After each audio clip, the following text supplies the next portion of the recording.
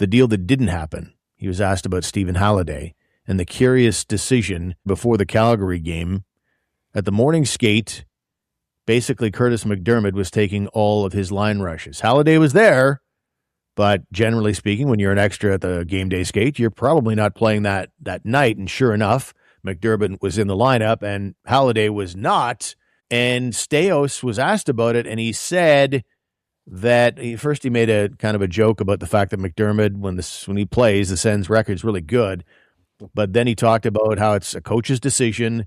Calgary is a strong, tough team, and MacDermid can sometimes be the deterrent in there, which that was kind of a hard one to buy on the eve of the NHL trade deadline. You're going to suddenly and finally give Kurtis MacDermid his very first start of 2026 all of a sudden on the eve of the deadline? I found that a little bit odd. Yeah, really strange. I'm perturbed by it.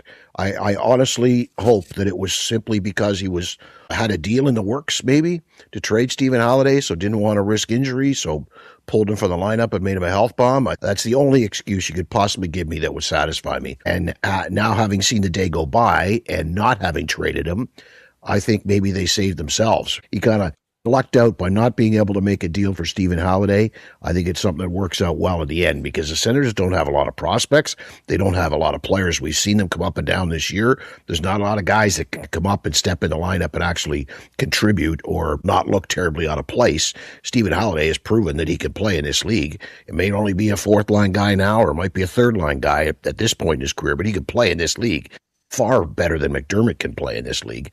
So not having traded him, I think they almost saved themselves from making a mistake, I think. But now I guess he's on the taxi squad, right? I mean, yeah, I guess you've so, got, right? Yeah, Perron leaves, but he was about to rejoin the team, and now his spot is effectively taken by Warren Foegele, and now it looks to me, anyway, that Halliday, maybe he beats out Lars Eller. Eller ends up getting his first goal since October 30th in the last game.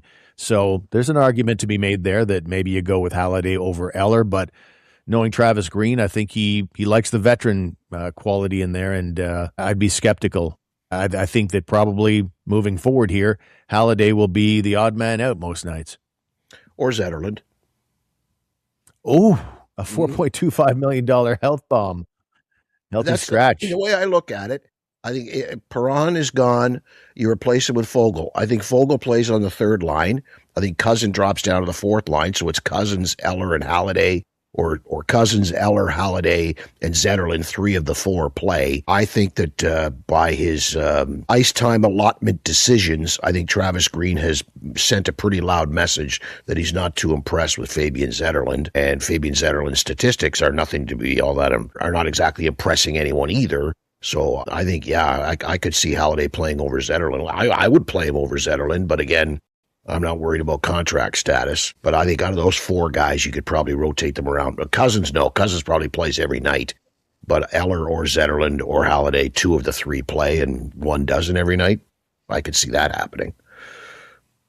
I could also see it happening where you have a GM in your ear if all of a sudden you're making Fabian Zetterlund a healthy scratch after the GM gave him a 4-year contract worth $4.25 million a year.